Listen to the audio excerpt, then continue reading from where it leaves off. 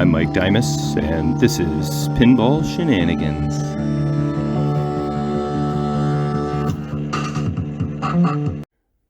Yo, what's up, boys and girls? Another day, another episode of Shenanigander action. As usual, there's more shenanigans going on today. Okay, so check this out. Fellow Shenanigander, Bezel Leatherfoot, also known as Ed150 on YouTube. He posted this little video the other day of a games room tour and Randy's games room. Houday, which is Cincinnati Bengals. See, there we go. All kinds of Cincinnati Bengals action there. Orange walls. Oh, I guess that's the end of the thing there. But,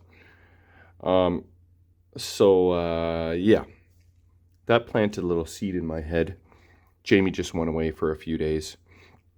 And her birthday's kind of coming up. So I decided to buy a can of orange paint. Ed, this is all your fault. Ed150, I'm blaming you.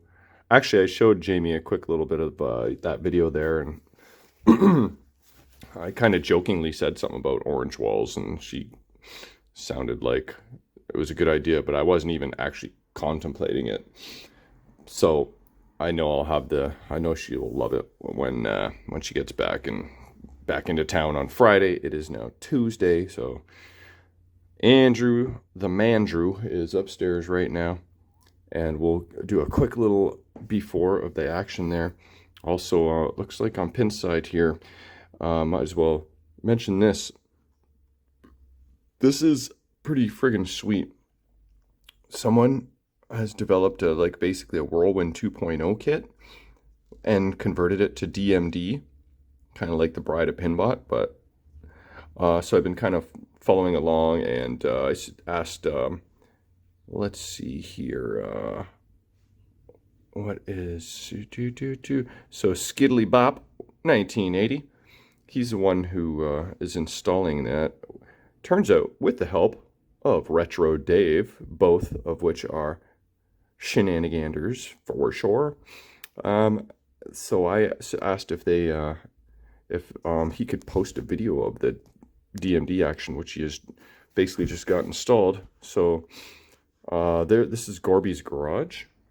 All right, and this is Skiddly Bop, who, along with Retro Dave, got together and installed this DMD in Whirlwind. So, oh yeah, so not only did I asked if he could post a video, which he did, but not only that, he gave a shout out at the end to me and the Shenanigander action. So thanks, Gorby's Garage, for the shout out. But this thing is amazing. They had some true shenanigans trying to get this thing installed and up and running, but they ultimately got it going. And I watched the video thoroughly, and it's friggin' awesome. I didn't know how awesome it would be that it was color DMD, that you had to replace the entire CPU.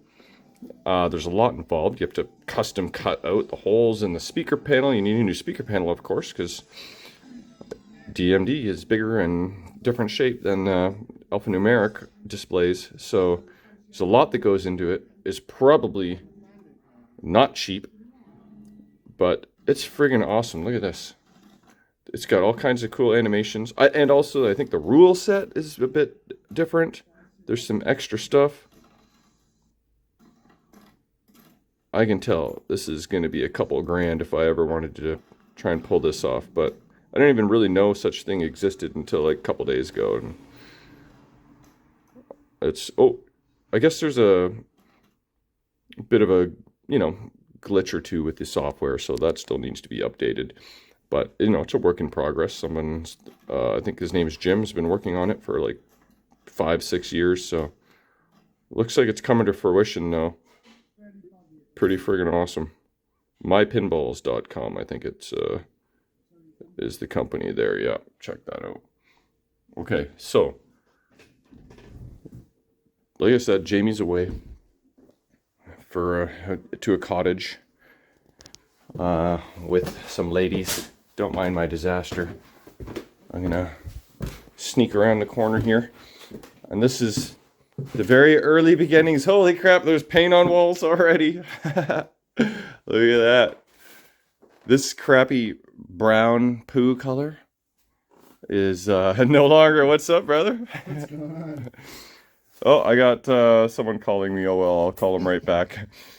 Wow, it's begun. But yeah, let's pan out here, and you can see this is basically the spare room, and Jamie's been using it to start populating it with all her Bengals attire. Her and her mother go to, like, they're season ticket holders. You know how we're like a 7-hour drive and in a different country. They're season ticket holders. They love the Bengals action. We can't cross into the border for the last couple of years, so it hasn't been happening lately. But this will be some Bengals action at home. So this is what it looks like. I'll give a quick tour. These walls are all brown, and it's not the greatest color. And I don't know what this weird film is on all the walls, but that's all going to be remedied with the help of, I called you Andrew the Mandrew. Ooh. There's your new name. That's your shenanigander name. Go Bengals. Who day is what they say if you're a Bengal. There you go. All right, well, we'll see what this room looks like in a few hours and go from there. You stole my chair, Eli. All right, let's go check on Jamie's room. Andrew's making some progress. All right. Some rolling has ensued. You been rolling up there, man? See, look. Bengals crap everywhere. I'm telling you. Holy. Oh my god, it's so much more bright in here. Wow. Coat number 1 is in the books. Look at this. You said, hoo-dah! It was close. Hoo-day. Come on, man. I trained you. There it is. Look at this. Wow. Okay. This is quite the difference. Obviously, this is just coat 1. Oh, I see you touched up the little ceiling spot there. Yep. Beauty. I got some ceiling paint for us. But, wow, yeah, that's very orange. It'll look awesome, though. She'll love it. All right. We'll let this dry and do another coat. Oh, yeah. But, oh, yeah, you can see the difference between what it dries. That's a bit more dry, and that's more fresh. So it's going to dry a little bit darker, but it's the Bengals color, I promise. She'll love it, hopefully. All right, so kind of ran out of paint after 2 coats of orange. So Andrew will be back tomorrow. So the suspense remains. In order to see the finished product, you'll have to watch the next episode after this one. But can you tell I like my new ceiling outlets? I've got, what is that? My vacuum plugged into there. The pinball machine plugged into there. My phone charger plugged into there. So, good idea, me. All right. Time to finish off this Playfield. And then rebuild some pop bumpers and some flippers. I did not actually get my boards today because Russell went out and decided to go buy 3 pinball machines. So, I don't know if he actually received them or not, but I guess it's still possible, but I don't need them. I imagine there's a good chance I'll have them by tomorrow, though. So, let's get to work. All right, rubber is complete. I did just temporarily add red silicone rubbers, the 1/2-inch Gottlieb style, to these flippers, but I'd be changing maybe both bats, but probably the one for sure. It's missing half of its plastic. And then the lane guides up there, they're all happy and snappy. So time to install the plastics. Isn't that a nice looking apron? That is one of the nicer aprons I've come across. And the condition of the original cards and even the plastic,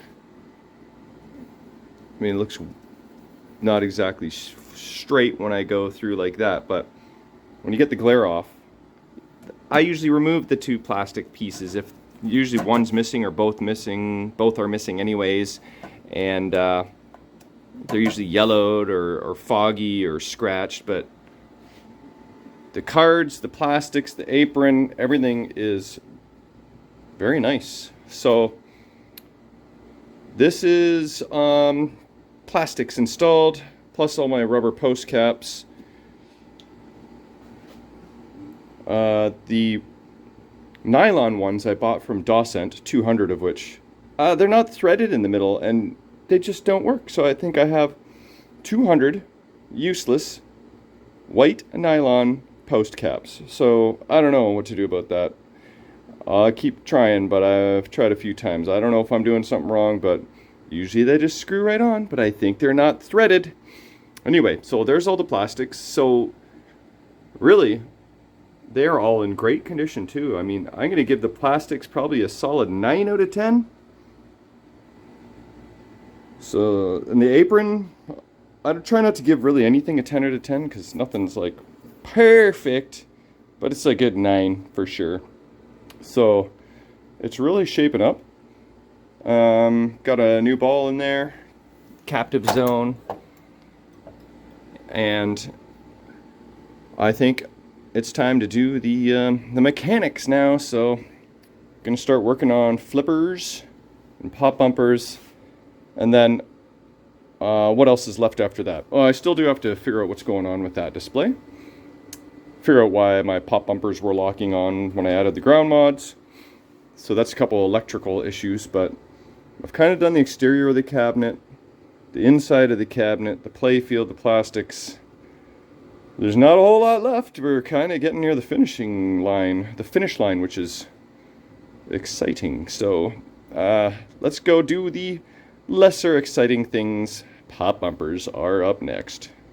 All right, first thing we have to do is determine whether that 1496 coil is correct, because why is one pop bumper one coil and the other three a different coil? So if we look at the manual here, it says A1496 is typically used as a pop bumper. A4893 is also used as a pop bumper. And A5194 also used as a pop bumper. So you got yellow, red, and blue. So here's my theory. Let's see. I guess we can go by resistance. No, I was going to say number of turns. Yeah, here we go. Okay, so actually, does this mean the lowest number of turns is the most powerful? So this would be most, middle, and so it would go red, yellow, blue in terms of power? Or is it blue, yellow, red? Anyway, so either way, for whatever reason, they decided to use a 1496 in the left side. And, oh, well, you're not privy to that information just yet. Hold on. Don't get ahead of yourself. No cheating. Okay, here we go. 41. Here's the information that I found. Okay, so can you see this? Left pop bumper 1496, right 5194, top 5194, center 5194. So that Milestar coil is factory installed. Just as they were switching over to Milestar. Was the very next game Alien Star after Ice Fever? Maybe it was. Maybe it was.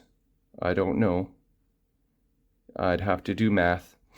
We're not going to do that right now. All we know is that it's the correct coil. So, yay, don't need to worry about that anymore. But that was still, it threw me for a loop. A, because it was Milestar, and that was cool. And B, because it was yellow and a different coil number. I never know a single machine in the history until now that used different solenoids in the same game for pop bumpers. So, learned something new today. Alright, so this is why it's a good idea to clean your spoons after 30 years of being spoon-fed. And remember I said about the skirt points? Look at that. That's hardly even a point anymore. It's friggin' just gunk. So that's why my skirts are sticking, man. I can fix that though, pretty easily. Okay, just a little bit of rubbing alcohol and a cloth. My spoon's all shiny. And I've got a point again. Yay! So now I just gotta align it perfectly centrical. Centrical. Yeah, something like that. Right in the center. Alright, I have cleaned and adjusted all the pop bumpers. It's very tricky, just the design of pop bumpers, to get that spoon to register at the top, the side, the bottom, either side, because it's not perfectly true plumb level flush. You know, it's just, I'm not sure that everything's flawless just yet. The only way to find out is to install some boards, hope they don't lock on, and do some play testing. But I'm 90% confident that they all should be pretty darn sweet. So I don't think any are sticking. And you know, there's that fine balance between too close and too far apart. I don't know, one's a little close, but in order for it, like this one here, for example, when the ball, whoa, comes down the lane and hits this pop bumper here, it just barely touches. And I hate when it comes through a lane and just bonk, it's a dud when it hits the pop bumper and it doesn't fire. But if I press it from the bottom, it like closes beautifully. You see that? The bottom is fine, but once you get to the top, it's just not as much movement. See that? Barely. The bottom, all kinds of movement all over the place. The top, just blink. So I find that on a lot of pop bumpers. Is there something I'm missing? Or is this just the nature of pop bumpers? That is the conundrum right there that I've had with pop bumpers for my whole pinball fixing life. Why do you get so much more motion from the bottom of the pop bumper than the top, which is hardly anything? So anyway, someone can answer that. That would be interesting to know. Moving on to flippers. Alright, I haven't even got a couple minutes into flipper rebuild action, and look what I found. What entire friggin' nation. Oh shit, there goes my spring. Oh well, I didn't lose it. Look at this. Wow. You think the end of stroke switch? Like, how is that flipper even working? Wow. Okay, so new end of stroke switch coming up. Okay, so it's not just going to be a little minor refurbishment of the flipper. I'm doing pretty much the whole thing. Here is the old parts. Okay, this crank, like, that's pretty nasty. I don't know if someone added lubrication at one point and that's why the nylon crank or plunger head there is so dirty. Or if that's just, I don't know, I don't think I usually see them that bad. But anyway, so those are the old parts. Probably not going to use any of those. So I dug around and I do have a rebuild kit from Pinball Resource. Boom. Voila. And I do have some extra flipper parts from Black Hole. Oh, here is the new end of stroke switches. So this is the flipper I removed, bracket, and can already see that this switch is a little bit different. than what was originally on there, where the lugs are on the both on the back. This one comes out. This is just, yeah, I don't know what this is, but it ain't right. This looks like from a EM. I think this is an EM and a stroke switch. Anyway, so I'm going to pick the best hardware and then the new rebuild stuff. I'm probably not going to go through the trouble of replacing these because it's a serious pain in the butt. You have to knock out these roll pins and then knock in the new roll pin. I mean, knock the roll pin back in with the new plunger in there, and it's just tricky and it's a pain. And I'm just going to file down any rough edge, if any. I wish it wasn't such a pain because it would be nice to install those, but it really is. I don't like doing it. So, not gonna. I'm gonna deal with all the other crap though, so it should be pretty nice when all is said and done. Alright, there we go. Used part cleaned, used part cleaned, used part cleaned. And then the new parts shall make a new flipper. I just need I got a spring there. And then a couple of these screws, new bushings. Alright, let's put it together. Alright, I think I'm ready to install. Got my new coil step, new end to stroke switch, and look what I found. Brand new flipper bats. I might have got them a little bit dirty because my hands are so gross. But yeah, that'll be the before and after right there. Nice little difference. So that is a million times better. I am going to install this bad boy, and then we will be 50% done the flippers. Sure beats doing like 1, 2, 3, 4, 5, 6 of them on a black hole. Did I ever mention I hate rebuilding flippers? Like, it never goes without issue every single time. Especially Gottlieb ones. I don't know why or what it is, but I had this in the machine. I put it all back together again, and just the flipper would get stuck. See how it's like working perfectly right now? It wasn't doing that. Okay, see? It doesn't return. Okay, like, yeah, you can move. The shaft is not even, the Allen screws are not tightened to the shaft.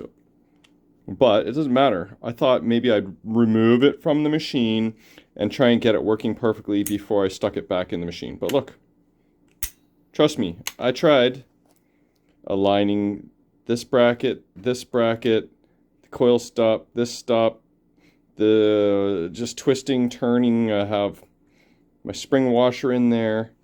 But as soon as you attach a coil, shit gets fudgy. So I gotta figure this out. I'm kind of thinking, I don't know. I might be blaming the bushings. La la la. So, what the F? Alright, well, looks like I might get one flipper done tonight if I can figure this out, because it's taking more time than it should. Flippers. Alright, I might be onto something here. Check this out. Let's see if I can show you this. How am I gonna show this off here? It doesn't quite show there, but look at this. The bushings are different. There's a little bit of raised edge there on one side and not on the other. And look what I've got left from the rebuild kit. So I should technically have one of these and one of these installed, but I have two of these installed. So maybe that's what it is. I'm gonna take this one apart and find out which side the raised ridge one goes to. Top or bottom. Well, this one, what? How does it? How can I not tell just from looking at that? What the heck? Or I guess I gotta remove it to find out. Alright. I'm doing that now. Okay, so I have determined that raised ridges go in the bottom, and I think it just kind of aligns these two pieces of metal together, the top bracket and the bottom bracket. I think maybe it helps with alignment. So we're going to stick that in there, and it kind of clicks into place. Then I'll test it on the bench and see what happens. In hindsight, I think I do recall this information, but it is so far back in my brain that it hasn't been accessed for a million years that it just never popped up to the forefront of my head until now. So at least it popped up. But yes, that is hopefully the solution. All right, guess what? Made no difference whatsoever. Still a piece of flaming shit. So, I don't know what the issue is this time. It's always something, though. Why can't you just be happy? Be happy, Flipper. There's only one solution, and that is to keep plugging away until I figure it out, because otherwise I'll have a pinball machine with one flipper and one shitty flipper to boot. So I must figure this out. Okay, so I switched the new bushings with original bushings just in case it had something to do with that, but it is not working. I mean, it's not retracting all the way. Still, I don't think it's really any better at all. It's still shit. So, I'm going to move on to the next thing. I don't know, maybe I'll try a new bracket. Okay, so I grabbed a new bracket, new old bracket, polished it up with some nice toxic chemicals, and it cleaned up very nicely. I didn't remove the bushings this time. Going with original, and we'll see what happens. I mean, they appear to be just perfectly fine. They cleaned up really nice. Q-tips on the insides of the bushings. I don't know, we'll give that a try and see what happens. And in true shenanigan fashion, this is the left side. This, I need a right side. So, that ain't gonna work. Back to the drawing board. Hey, what do you know? We got the right bracket this time. So, it's all cleaned up. Let's see what happens. Alright, got a new bracket installed, and still same problem. Okay, so maybe, I don't know, something's funky with the crank. I guess I'll try that next. Alright, well I thought I'd put in an original coil stop. This is the reproduction, just to see, but nope, that doesn't solve the problem either. It's like, why is it so hard to, like, push the plunger in? Like, it should be nice and free, but it's like really fighting, you know? And it doesn't return, it doesn't... What the F? Is it the length of the coil sleeve? Could it possibly be that? I have Gottlieb coil sleeves 1 5/8 in there. The one I pulled out was a slight bit longer, but I assumed that was incorrect. I don't know. Will the coil sleeve help kind of align everything? Is that possible? I don't know.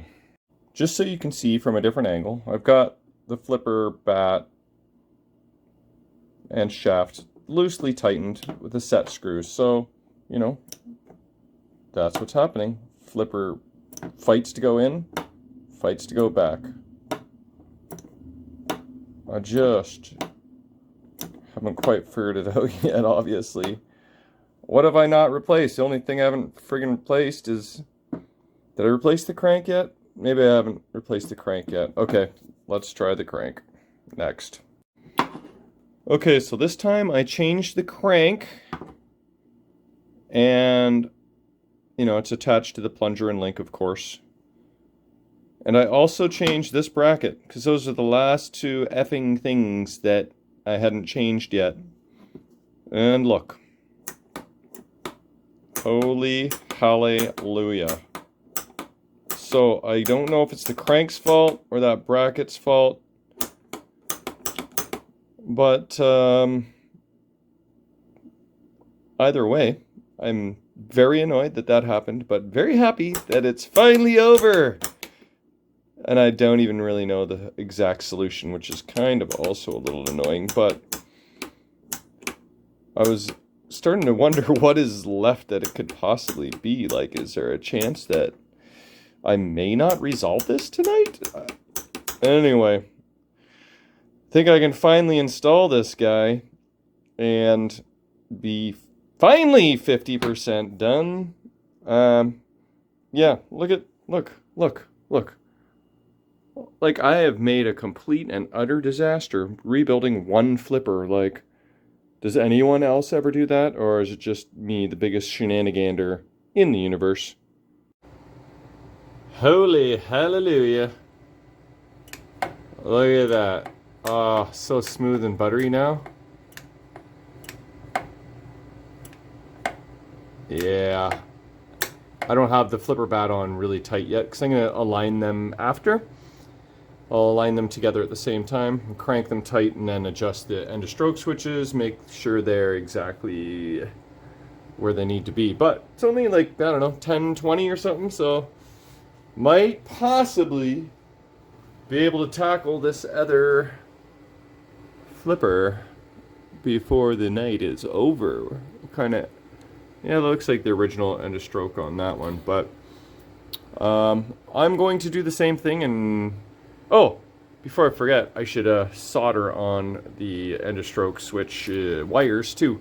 So I'm going to do that. Let's turn in the old soldering station.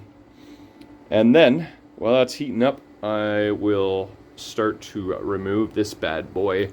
So much easier to do it on the bench. And all you have to do is desolder 2 wires to the end of stroke switch. So nice and easy. Okay, flipper number 2. Yay, that one went much better. Okay. Yeah, I've created quite the mess. I already showed you it, but it seems to be getting worse. And, oh my god, once I install this flipper, it's going to take me half an hour just to clean up after myself. But, pretty stoked about the new flipper bats with the nice new silicone rubbers. They're gonna look pretty. I wish I had different colors, like blue would be cool, but I don't. I used them on black hole. So gonna install this bad boy and then clean up my disaster and then wrap it up. And sure enough, I was correct. This is one of the sleeves, and you can see it's a little bit shorter. So that's actually a Gottlieb 1 5/8, I think it was, and this is a Williams, so somebody replaced that at one point. Another question, I'm pretty sure that it doesn't matter which wire goes to which end of the end of stroke switch. Like, I don't think it matters, does it? Right? Power just goes through one, through the switch, out the other, wire colors are the same. I think it doesn't matter. So I'm gonna just install them. I don't remember which way they came off, and hope for the best. But if someone can confirm that, I like to think that it doesn't matter. But if it does matter, then why would the wire colors be the same, right? So should be okay. All right, there we go. Check this out. That's beautiful. Okay, so what I'm going to do is save aligning the flippers and adjusting the end of stroke switches until tomorrow. My hands are dry. I've been using lots of rubbing alcohol and super clean and water. Anyway, so at least I figured that out and got that finished. A little painstaking, but those flippers should be beauty. Even though I didn't use the new bushings or the new plunger and links, I do have, you know, the new coil stops, new sleeves, new end of stroke switches, new springs, new flipper bats, And yeah, I think that's about it. New spring washers. So those should do the trick beautifully. I guess that is the end of this video for the evening. Stay tuned for tomorrow, where we will hopefully see the finished product on Jamie's Cincinnati Bengals room and maybe install some circuit boards. Alright, thanks for watching.